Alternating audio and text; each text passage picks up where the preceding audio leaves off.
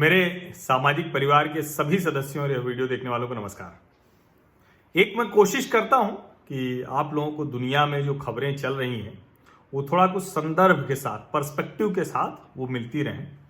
भारत की भूमिका क्या है, जो विश्व मंच है, वो भी आपको पता चलती रहे। अभी जो बदली परिस्थितियां हैं उसमें क्या स्थिति है वो भी आपको पता चले। अभी मैंने एक वीडियो डाला था कुछ दिन पहले और एक विश्लेषण करने की कोशिश की थी, जो आप लोगों को लगा कि हाँ ठीक है, आप में से कई लोगों का संदेश बाद में आया कि जो ट्रंप को बार बार कहा जाता है बड़बोला, सनकी, लेकिन ये भारत के हक का है। ये ट्रंप भारत के अधिकारों के लिए ठीक है, और जहां तक भारत के अपने अधिकार की बात है वो जब आएंगे तो उस पर तो हम किसी को मतलब रियायत देते नहीं हैं, ये दुनिया जानती है। अभी डोनाल्ड ट्रंप ने एक प्रस्ताव पेश किया है और वो ये कह रहे हैं कि जो G7 देश हैं, जो दुनिया के सबसे ताकतवर देशों का समूह है, उसका विस्तार किया जाना चाहिए और उसमें भारत को भी जगह मिलनी चाहिए। वो भारत के साथ कह रहे हैं कि रूस को फिर से इसमें शामिल किया जाना चाहिए। जब रूस के आने की वजह से एक समय में ये G7 से G8 हो गया था और रूस इसमें 1997 में इस समूह में जुड़ा था, लेकिन 2014 में जब यूक्रेन क्रीमिया इस मुद्दे पर उसको सस्पेंड कर दी गई थी उसकी मेंबरशिप। अब चाहते हैं अमेरिकी राष्ट्रपति डोनाल्ड ट्रंप कि इसमें फिर से रूस को शामिल किया जाए, भारत को शामिल किया जाए, दक्षिण कोरिया को शामिल किया जाए और ऑस्ट्रेलिया को शामिल किया जाए। अब इसमें यह तो कोई समझाने की जरूरत है नहीं कि ऑस्ट्रेलिया और दक्षिण कोरिया ये दोनों अमेरिका के बहुत पक्के वाले दोस्त हैं। भारत भी उसी समूह का हिस्सा होता है। रूस एक, जो कहें कि एक समय में तो अमेरिका और रूस थे, अब अमेरिका और चीन हो गए, लेकिन रूस की अपनी एक भूमिका है और उस भूमिका को देखते हुए बार बार ये अमेरिकी राष्ट्रपति कह रहे हैं कि आप बिना रूस के ऐसा कोई समूह नहीं बना सकते हैं। उसको बार बार कह रहे हैं, उसके लिए उन्होंने शब्द इस्तेमाल किया है, very outdated group of countries, G7 को वो कह रहे हैं। और पिछले साल जब हुआ था फ्रांस में इसका सम्मेलन, तो प्रधानमंत्री नरेंद्र मोदी वो फ्रांस के राष्ट्रपति इमैनुअल मैक्रोन के विशेष बुलावे पर, या कहें कि विशेष न्योते पर वहां गए थे। और अब जब इस वर्ष 10, 11, 12 जून को G7 देशों का सम्मेलन होना था, जो होना था कैंप डेविस अमेरिका में, उसको डोनाल्ड ट्रंप ने यही कहते हुए रद्द कर दिया है कि देखिए दुनिया की जो स्थितियां हैं उसमें ये विश्व समूह का सही प्रतिनिधित्व नहीं करता है। जब ये बना था तो क्यों बना था? इसमें Canada, France, Italy, Germany, Japan, United kingdom, United states, ये जो दुनिया की बड़ी अर्थव्यवस्था थी, उन देशों ने 1975 में इसका गठन किया। जब शुरुआत हुई इसकी, जो दुनिया की बड़ी अर्थव्यवस्था थी उन्होंने किया।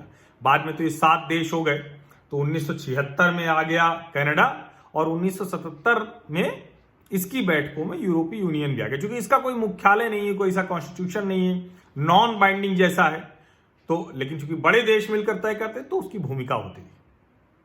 फिर जब भारत, चीन और ब्राजील जैसे देशों का उदय हुआ तो इसका महत्व धीरे धीरे घटा, अर्थव्यवस्था का आकार भी इनका छोटा हुआ। अभी सिर्फ 40% अर्थव्यवस्था G7 देशों के पास है।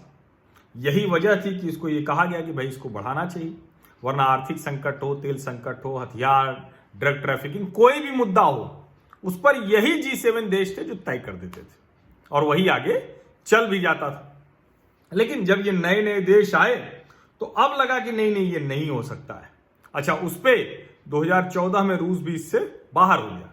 जब 2016 में राष्ट्रपति ट्रंप आए तो उन्होंने कहा कि नहीं, रूस को इसमें वापस लेना चाहिए। वो तब से वो कई बार दोहरा चुके हैं, वो बार बार कह रहे हैं, और चूंकि सचमुच G7 देशों की अब वो प्रासंगिकता पहले जैसी नहीं रह गई है, इसीलिए G7 देशों का एक बड़ा विस्तार हुआ।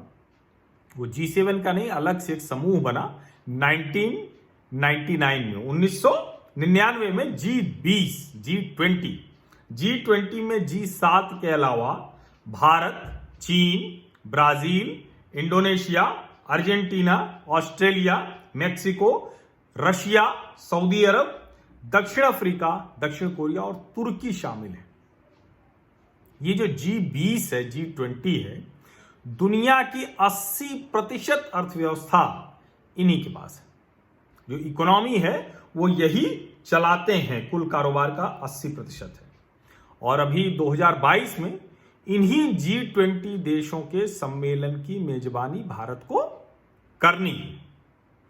अब अमेरिकी राष्ट्रपति डोनाल्ड ट्रंप को तो सब जानते हैं, अभी वहां चुनाव भी होना है और चुनाव के बाद अगर वो राष्ट्रपति चुन के आते हैं तो निश्चित तौर पर जिस तरह से वो मूव कर रहे हैं उसमें चीन को वो किनारे लगाना चाहते हैं। इसमें रणनीतिक तौर पर एक बाधा है रूस की। भारत और रूस मित्र हैं, अमेरिका, दक्षिण कोरिया और ऑस्ट्रेलिया मित्र देश हैं। भारत उस समझौते में उनके साथ आता है जो साउथ चाइना सी में डेवलपमेंट होता है, उसके लिए अमेरिका के साथ रणनीतिक तौर पर भारत का जुड़ाव है। कई मुद्दों पर या कहें कि ज्यादातर मुद्दों पर अमेरिका और भारत वो मित्र देशों की तरह व्यवहार करते हैं। चीन के संदर्भ में तो बिल्कुल करते हैं। और अगर ऐसे में दुनिया में एक नया समूह तैयार होता है जो माइनस चीन रहता है, यानी इसमें चीन की सहभागिता नहीं होती है और दूसरे सारे बड़े देश उसमें शामिल हो जाते हैं, भारत उसका हिस्सा होता है, रूस भी हिस्सा होता है, तो ये बहुत बड़ा बदलाव होगा, बहुत बड़ा भू राजनीतिक बदलाव बहुत बड़ा होगा और उसके परिणाम भी बहुत देखने लायक होंगे।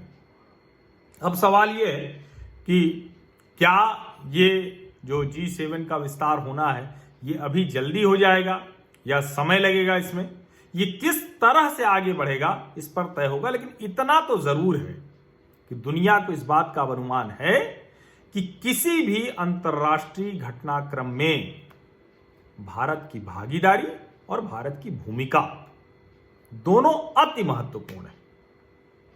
नजर बनाए रखते हैं इस पर, देखते हैं जो कुछ और डेवलपमेंट होगा तो फिर आपसे बात करेंगे। आप लोग इस चर्चा में जुड़े और अगर इस तरह की और चर्चा आप सुनना चाहते हैं, इस तरह के अपडेट सुनना चाहते हैं जो कहें कि थोड़ा सा दूसरे यूट्यूब चैनलों की भीड़ से थोड़ा हटकर कुछ गंभीर मुद्दों पर बातचीत करना चाहते हैं, कुछ अपडेट होना चाहते हैं, पॉइंट वाइज कुछ चर्चा करना चाहते हैं, तो आप इस चैनल से जुड़ सकते हैं। और इसको जुड़ने के लिए कुछ नहीं करना है, सिर्फ आपको इसे सब्सक्राइब कर लेना है, नोटिफिकेशन वाली घंटी दबा देनी है। इतना भर करने से आप मेरे उस सामाजिक परिवार का हिस्सा हो जाएंगे जो लगातार देश में अलग अलग मुद्दों पर पॉजिटिव डिबेट करने की कोशिश करता है, बिना किसी भड़काऊ बात के, बिना किसी विभाजनकारी बात के, पॉइंट टू पॉइंट, जिसको कहते हैं कि एक बिंदुवार समीक्षा करते हुए, विश्लेषण करते हुए देश में जो भी राजनीतिक स्थितियां हैं, देश में जो भी सामाजिक स्थितियां हैं, जो आर्थिक घटनाक्रम हो रहे हैं, उन सब के बारे में आपको इसी चैनल पर सारी जानकारी मिलेगी।